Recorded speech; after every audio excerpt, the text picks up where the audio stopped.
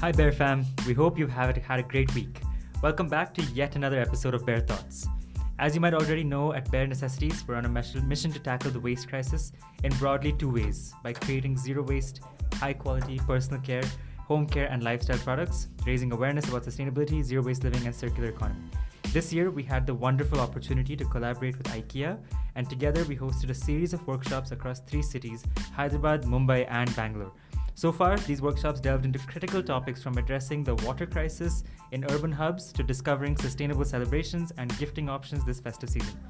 IKEA, a Swedish home furnishing company, entered the Indian market to open up its first store in Hyderabad in 2018.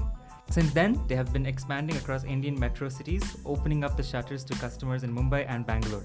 IKEA is committed to inspire many of the customers to take a step towards more sustainable living at home, for example, by saving energy, conserving water, or making cutting down of waste easier.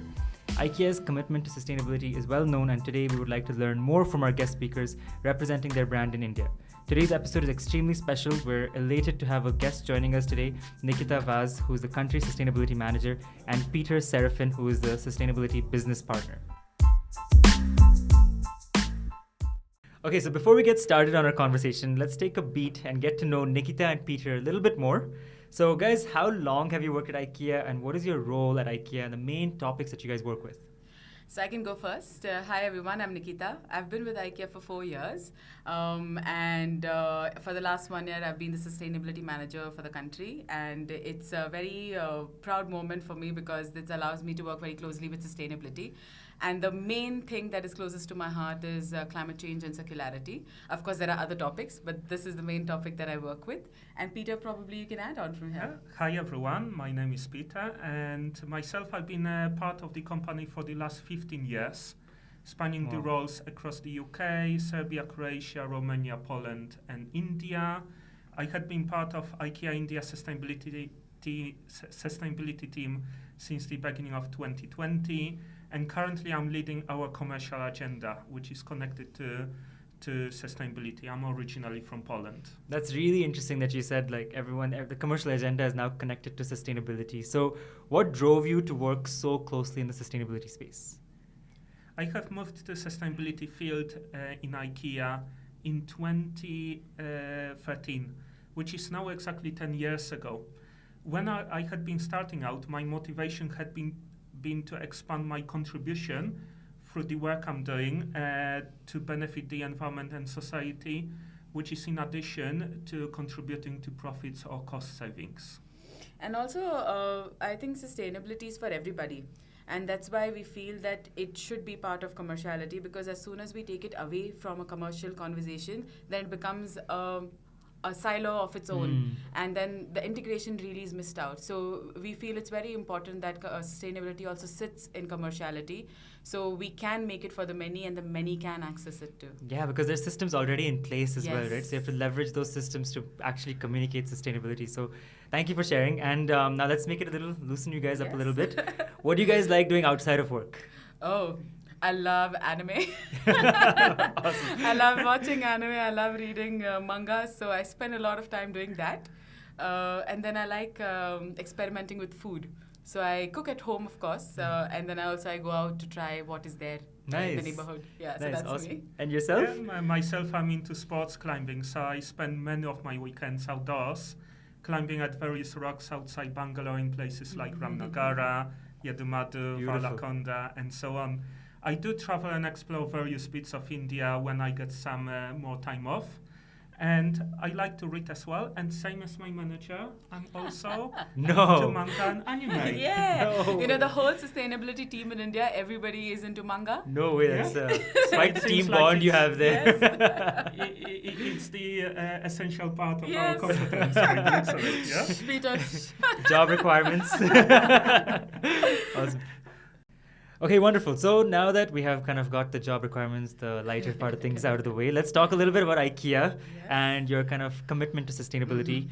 We'll also get to various other things during this conversation as well. So let's start with you guys saying IKEA laying a significant focus on sustainability. So from what I understand, the three broad areas around which you have structured your sustainability strategy are kind of healthy and sustainable living, circular and climate positive, and fair and inclusive practices. So would you guys care to kind of add on to that? Yeah. Yes, of course. Would you like to? Yeah, sure. Yeah, you're right. So across all markets where IKEA is operating, we are working to drive the priorities which are grouped under those three focus areas. To start with, the first priority is healthy and sustainable living.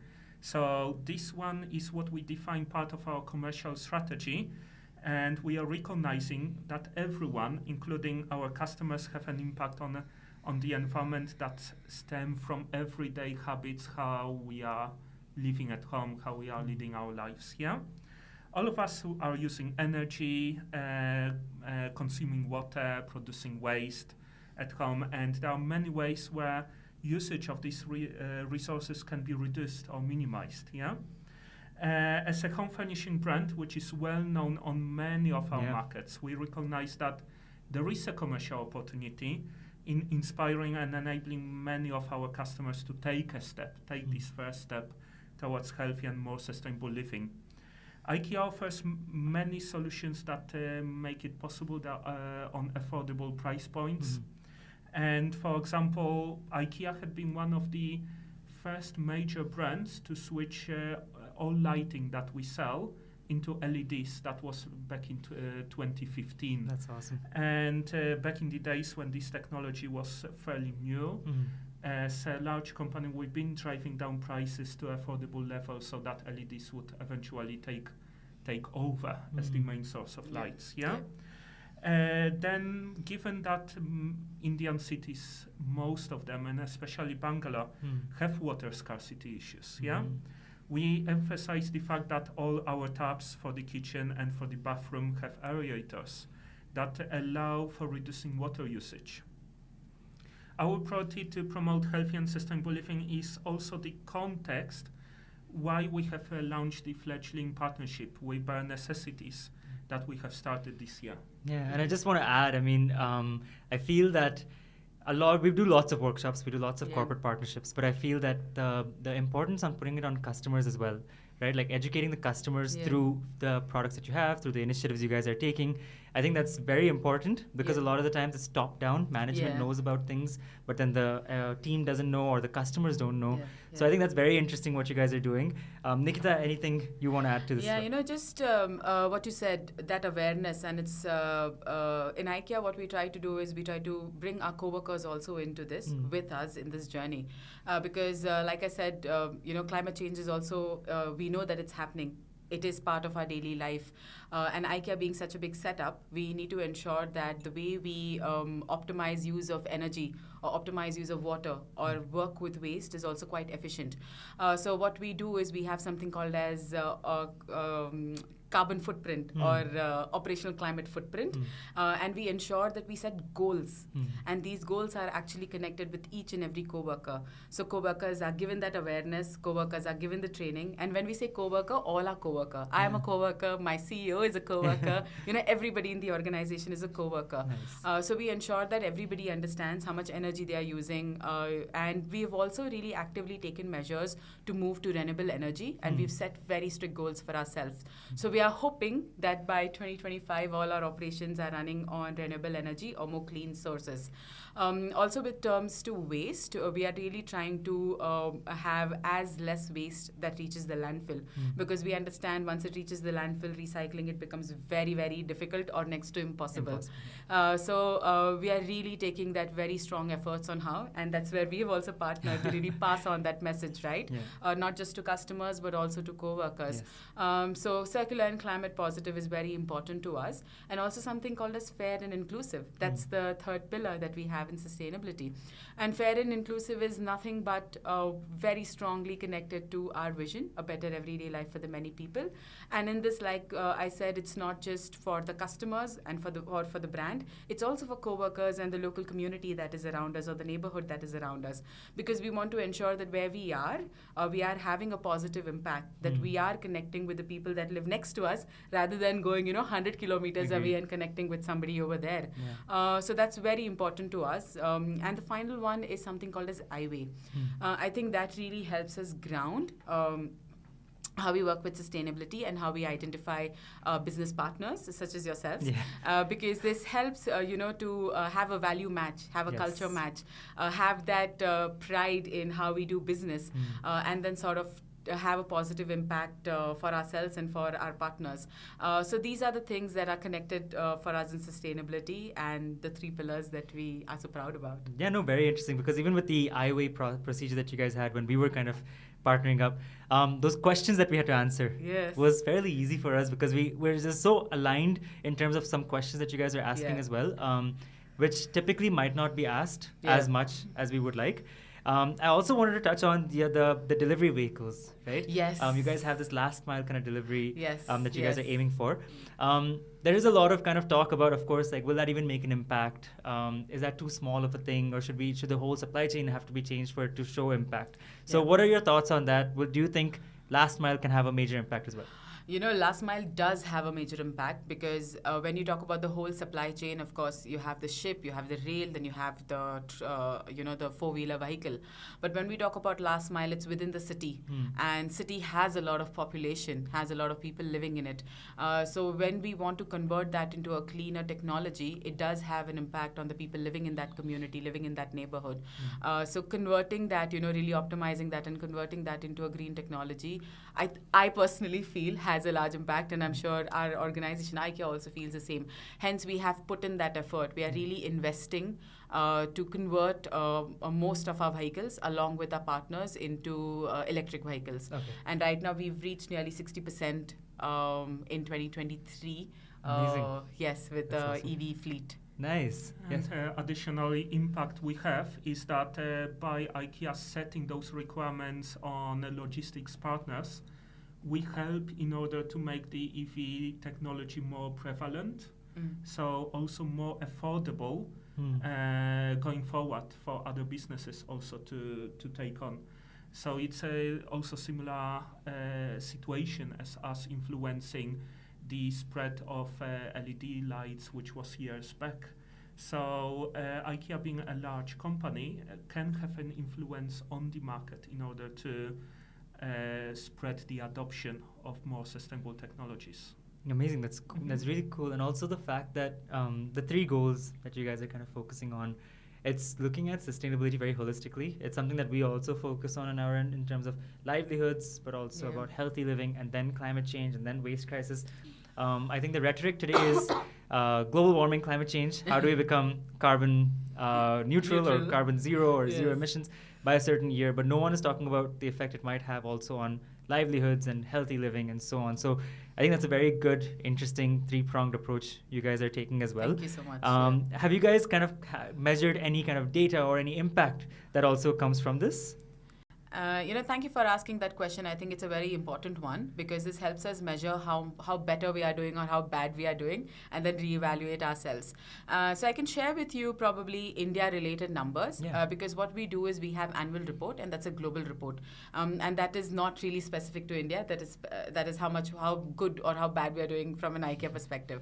But in India, we have, like I said earlier, operational climate footprint, and here we really record how much waste we generate, what's our recycling rate, how much energy we are using, and how much water we are using. So I can share 23 numbers, and I can say that we are doing fairly well. So we had kept our goal around 18,000 tons of carbon emissions, and we consumed around 16,000 tons, so it's lesser. So we are very proud about it. Congratulations. Thank you. And I think this really helped us. What helped us, is the renewable energy, because we ensured that we use the on-site rooftop solar, and we also have something called as purchase power agreement, which helped us reach around nearly 28 to 30% of dependency on renewable energy, which cuts the dependency on the grid. So that really helped us, in terms of becoming a little more green. The other is our recycling rate that we measure. So we have in 23 we've recycled around 78% of our waste, which we are also very happy about, because this helps us understand the fractions that cannot be recycled, what better we can do with it.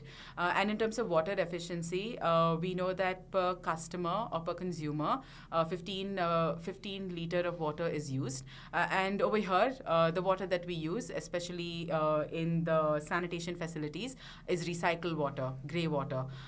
So hence, we know that yes, probably it may be a little more, but it is recycled water.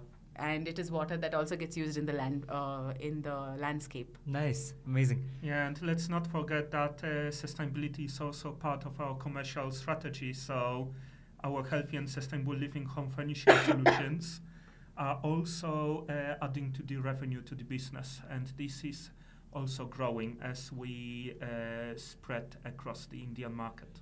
Yeah, I think those are very interesting points that you guys brought up. First of all, the transparency, the fact that you guys are measuring, there are goals that you're measuring against. It's not a full-on 100% journey in one day, right? It's an incremental journey, and I think you guys are doing that great. And Peter, the point you brought up is also very interesting, because a lot of the times we think sustainability means economically you cannot do well or you cannot earn any profits or revenue, right? But I think a solid business model that looks at everything can still lead to a very healthy business as well. So that's very interesting. I think I also wanted to talk a little bit on the fair and inclusive approach for IKEA as well, which is, it's kind of a good place to work for people, right? So can you talk about the kind of gender split that you currently have at the organization and how you approach sustainability in that lens? Yeah, sure. In fact, we have a very good way of working with it. We ensure that there is equality in all layers, rather, be it co-workers, be it management, be it leadership. Right now, we are at around, I cannot say for sure the numbers, but from what I remember, we are around 47:50. So which is a very good number, because we ensure that wherever possible, including logistics, where we know that men are preferred, we have women MHE drivers. We have women taking the lead in that area. And we empower, we ensure that we bring in women from different walks of life who are ready to do this, and we train them, we give them the tools so that they can, do the task that is assigned to them at ease and with ease. So we are a good organization that way. We are quite inclusive. We have various diversities. We are not just people from different parts of the country, but also different parts of the world. And we ensure that everybody has an equal chance to work with the organization. So first is the value match, and then everything else follows. Yeah, and I think when you talk about an Indian perspective, those are challenges that come up quite a bit. So with India being a new geography that IKEA has kind of set foot into, how has the reception been? Yeah, I think from what I feel, this I don't know how, I don't have a measurement around it, but this is my personal opinion. I feel people were waiting for IKEA to come in India because it's a brand that has been across the globe for many, many years. We just completed 80 years. And there were many people in India that were waiting for IKEA to come in. I remember when Hyderabad opened, we had so many people that came in on the first day. When Mumbai opened, I remember on social media, everybody was very excited that IKEA is opening, including Bangalore. So we really had a warm welcome in the country, not just by the consumers, but also by our stakeholders. Government has played a very important role, to ensure that we have a smooth entry in India, that we have a space to do business together with like-minded industry and other industry in the same space, and including other giant furnishing companies that are there in India. They also gave us a warm welcome. It was not like we were not seen as somebody just coming in, and rather it was a very together that yes, you're welcome in the country, and please, because we understand that us coming into the country also brings in a lot of employment, brings in a lot of opportunity for various segments to grow, and also to forge a partnership that will last for many, many years. So it is, we see it as a very, very positive welcome, and we are happy to be here, and we are hoping to be here for at least hundreds of years, if not less. Okay, that's wonderful that the moment you kind of entered India, it's been very warm. It's Yeah. been kind of seamless as much as possible. And it does have its challenges, of course. I'm sure you guys are well aware of the challenges. But okay, bringing it back to kind of sustainability, Yes. right?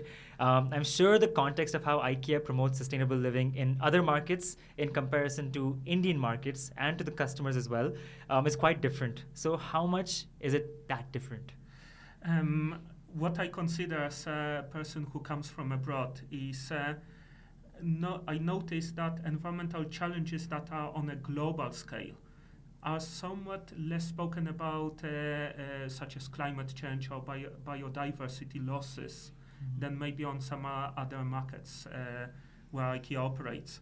However, on the other hand, it's like this, that there is a relatively higher awareness on consequences of those challenges, where pollution can be seen with naked eye, where there are scarcities of safe water, where there is quite visible degradation of local environments in many places within India, including in cities where we operate.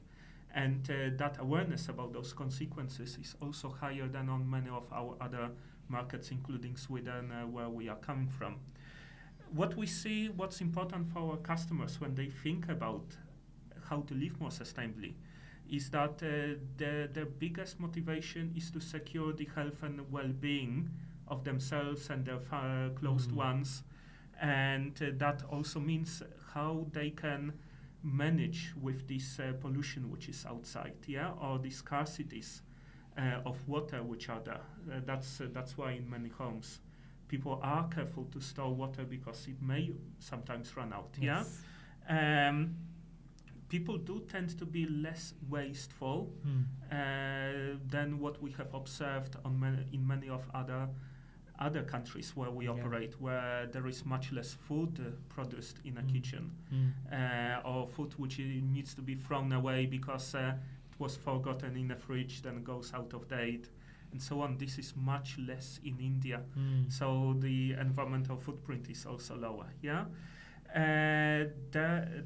is a more careful use of water, or the preference to repair things before it's considered that it needs to be thrown away because you cannot repair it anymore. And what we see, those are sustainable habits which are part of Jugaad culture. So many people may not think it's a sustainable habit, but they do it anyway, through the traditional habits that were already there within the families. And if we consider, for example, our food storage containers and solutions that we sell in IKEA, due to those traditional habits, they sell exceptionally well.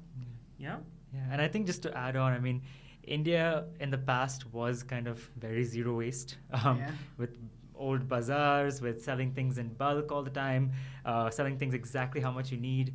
And now I feel like the level of convenience or the rhetoric of convenience has kind of changed how we consume, how we go shopping, how we do everything. But you're, like you rightly said, India has for a while been the zero waste country because that's how we typically do things. Milk bottles, bazaars, grains, shopping, the everything. Grocery shop. Yeah, exactly.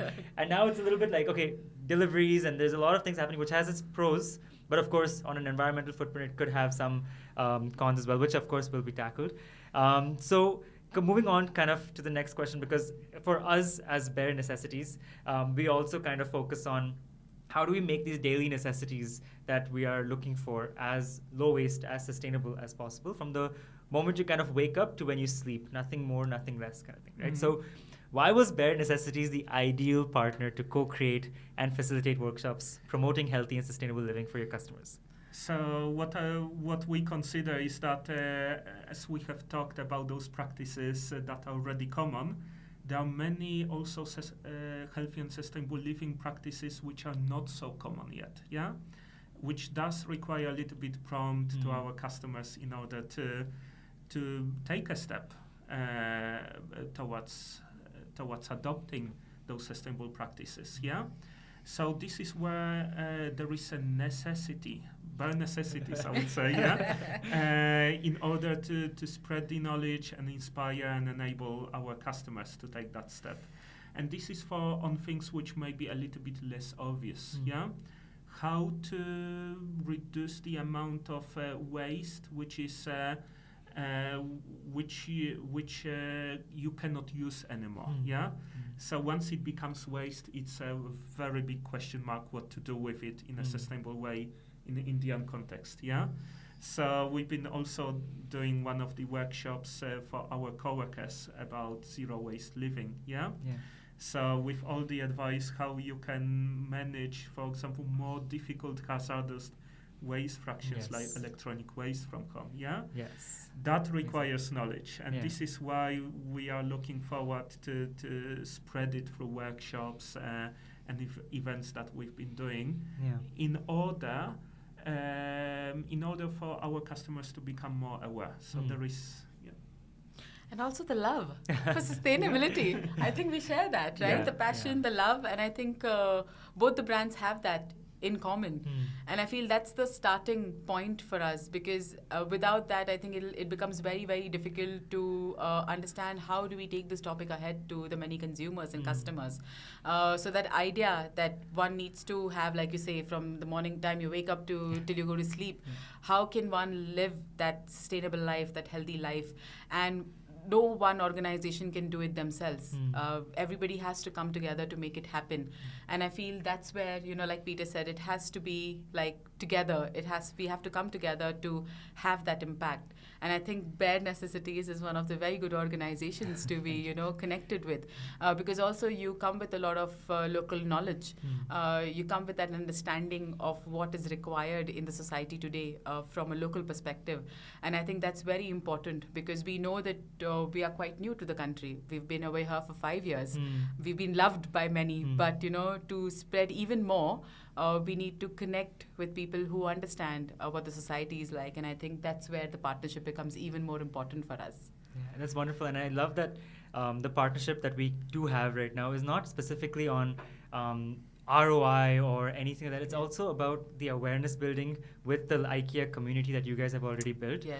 So it makes it a lot softer. It also makes it very empathizing in a way as well, very human. So I feel like the workshops have had a pretty good reception. So we have now done 2 series of workshops on water conservation and also about kind of how to celebrate festivals in a more sustainable way, considering it's the end of the year. We have Diwali, Christmas. After September, it's just festivals in India, and usually that generates a lot more waste. So what are your main takeaways from these workshops that we've conducted together? Yeah, I think the reception was pretty positive from our customers, and as we have already mentioned, we are pulling our knowledge and presenting actionable advice to our customers, on things that they can reduce their environmental impact on those activities which are very relevant. So if we are talking about preparing for Deepavali, there have been plenty of various advice that we have shared, which we hope is useful to our customers. Yeah. Yes. And what's the benefit to the business is that it allows us to also showcase our product range, the solutions, and also it does support our brand. We want to be recognized as a specialist in life at home, and with an added layer of an expert in sustainable life at home. So this is how those workshops are supporting us. Amazing. No, that's very good to hear. I think you guys already have a very good brand recognition as well. Hats off to your marketing team as well before you guys entered Bangalore. Very local ads that you guys are putting out. So I think that's very interesting, and how you were very sensitive, and you knew that you were kind of an outside brand coming in. And I think even a partnership like ours shows that you guys were sensitive to that and knew that you had to find someone on the ground, essentially, who's been doing this for a while, to push the conversations a little bit more. So appreciate the partnership, of course. Very happy about that. And how do you, final question for you guys, right? So how do you see the path ahead for your sustainability agenda in India? I think maybe I can start, Peter. Yeah. It's not going to be easy, because sustainability is a very big topic, understood by many, but not by all, and generally not a priority. Because as soon as one starts talking about sustainability, there are a lot of myths around it, like the one that you pointed out earlier. It's expensive to be sustainable. And I think to break that myth requires a lot of effort, requires a lot of energy, and requires a lot of communication. Regularly, not just in one language, because India is a country of diversity in all the local languages too. And to have that impact, it's going to take some time. And I think we have to be patient. We have to really learn from how we perform, how we do, and we have to listen, right? Not just to our consumers, but also to our business partners on how we can do better. So I think it's a long journey. It is going to be difficult, but I think it's also going to be exciting because the world really wants it. We also understand from a lot of our consumers that they want government and corporates to take action. They want organizations that are working on the topic of sustainability to be very proactive and to help them bridge that gap. And when we've had this information, we really feel good about this, because that means everybody's ready. It's just how do you plug and play. So I think for us, IKEA, there's a long road ahead. And we are happy to walk that. We are happy to take that journey, not just when it comes to a healthy and sustainable life at home, but also circularity, climate change, and also being available and reachable to the local neighborhoods. So it's a mix of many, but yeah, it's an exciting one. What do you think, Peter? Yeah, I think we have a road ahead, which involves the fact that when it comes to engaging customers on sustainability, usually the main challenge we see is people don't know how to take that first step, and also it needs to be easy, convenient, and low cost in order to do so. Yeah, so that's our main principle we are following when communicating and engaging our customers on it. And our road ahead is also to further build up our healthy and sustainable living product range available in India. So there are more ways our customers would be able to save on energy, conserve water usage at home, save on waste, segregate waste for recycling, lead healthier life, etc. Yeah. So it's an ongoing effort that we see, and we'll be also continuing together with Bare Necessities in order to reach more of our both existing and potential customers. Correct. Yeah? Yeah. Thank you so much. That was a beautiful answer as well. I think connecting with people is the biggest thing that we're all kind of embarking on a journey for. There is challenge. I think, like you said, there's a lot of listening, but there's also a lot of persistence. Yes. There's a lot of days where you'll have to wake up and just tell yourself, like, you know what? It has to be done. Keep going. So thank you guys so much for sharing, Nikita and Peter, and thank you for your valuable insights. I think it's interesting for not just businesses that are looking up to you, but also other businesses who are like similar sizes or similar kind of wavelengths as you guys, to also listen to this and understand that, you know what, it's a three-pronged approach. There's triple P that can also people, planet, and products. Yeah. So I think all those and profit as well. Sorry. Yeah. So those three can always go together for sure. So thank you. And as we bring this episode to an end today, we cannot wait to see the impact that IKEA will have on changing the narrative on sustainability in India, but also across your markets in the world as well. Once again, thank you, and for joining us on this another episode of Bare Thoughts. And see you, and until next time, let's continue to make sustainability the norm and not the exception. Yes, thank you so much for having us. Thank you and for championing having us. for IKEA.